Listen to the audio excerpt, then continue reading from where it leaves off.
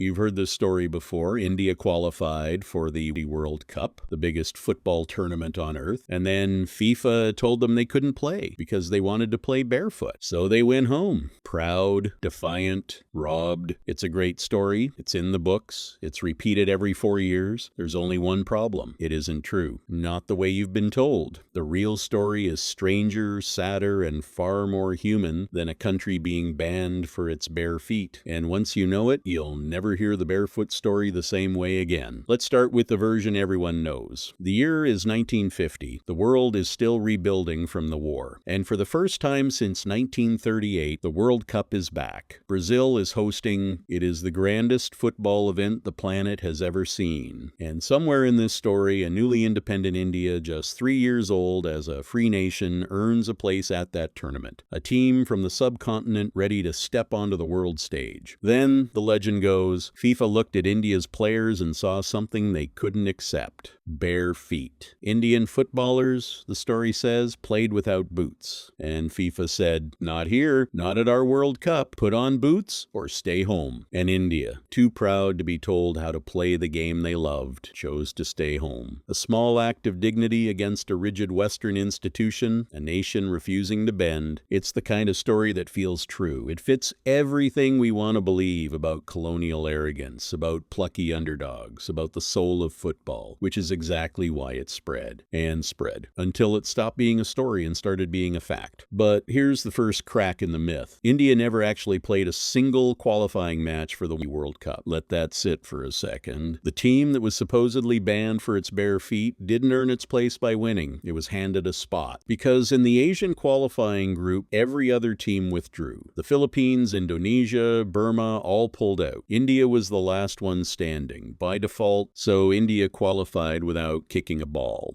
And that changes the whole shape of what came next. Because the truth is, India didn't get banned. India withdrew. The All India Football Federation made a decision, their own decision, not to send the team to Brazil. And the reasons had almost nothing to do with shoes. Reason one, money. Brazil was on the other side of the planet. In 1950, getting a football team from Calcutta to Rio de Janeiro meant weeks of travel and a cost the young federation simply could not absorb. FIFA offered to cover part of it, but not all, and the gap was too wide. A newly independent nation, still finding its feet economically, could not justify the expense. Reason two, priorities. Here's the part that's hardest for modern fans to believe. India did not see the World Cup as the biggest prize in football. In 1950, in India, the tournaments that mattered most were the Olympics and the Asian Games. That's where national pride was measured. The World Cup, a competition India had never been part of, on a continent it had never traveled to, felt distant, almost abstract. The Federation looked at its calendar and chose to pour its limited resources into the events it understood and valued more. Reason three, preparation. There simply wasn't enough time, enough planning, or enough organization to assemble and ready a squad for a tournament of that scale, that far away. And there were internal disputes over selection, over who would go, over whether it was worth going at all. None of that is as romantic as a barefoot rebellion, but all of it is true, and all of it is documented. So where did the barefoot story even come from? Like most myths, it grew from a seed of something real. Indian football in that era did have a complicated relationship with boots. In the heat and on the pitches of the subcontinent, many players genuinely preferred to play barefoot or in light wrappings. It was a real practice with real history behind it. And there's a specific moment people point to, the Olympics in London. India played France, barefoot or near it, and lost a tight match, missing penalties along the way. After that, football authorities did begin encouraging and eventually requiring proper footwear for international play. So the ingredients were all there: barefoot players, a rule about boots, a withdrawal from a World Cup. Over time, those separate facts got stitched together into one clean, satisfying narrative. Correlation hardened into causation, a preference became a ban, a financial decision became a moral stand. And the captain of that era, Salin Manna, one of the greatest defenders India ever produced, later addressed it directly. He said, in essence, that the barefoot reason was not why India didn't go, that the real reasons were about cost,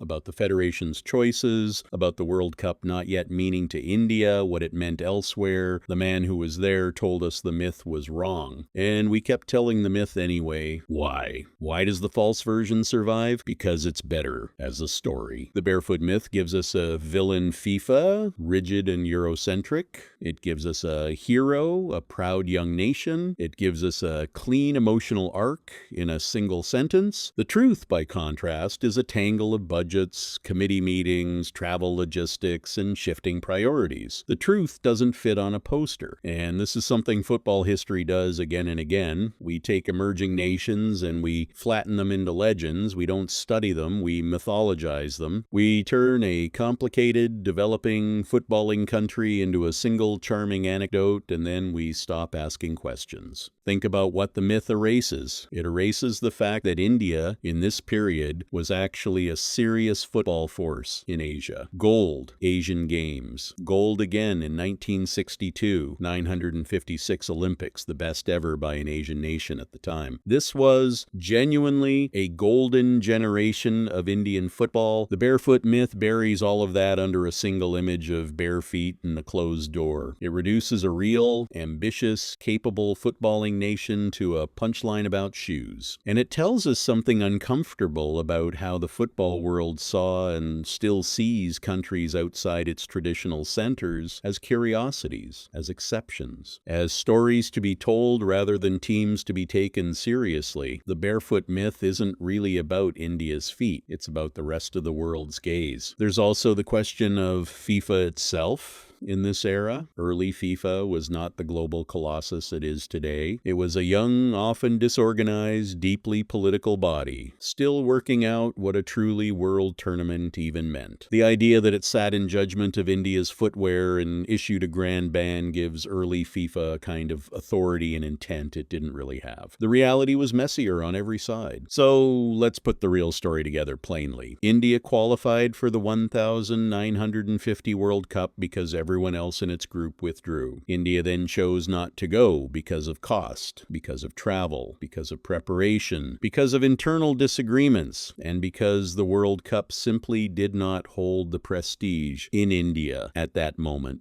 that the Olympics and the Asian Games did. No FIFA ban, no barefoot ultimatum, a decision made at home for reasons that were practical and revealing, and maybe that's the real tragedy here. Not a proud refusal, but a missed opportunity that India, at the time, didn't even fully recognize as one. A nation that could have stepped onto the world's biggest stage and, for reasons that made sense then, simply didn't. We turned that quiet, complicated loss into a loud, simple legend. Because the legend was easier to carry, the barefoot story isn't a lie told by villains.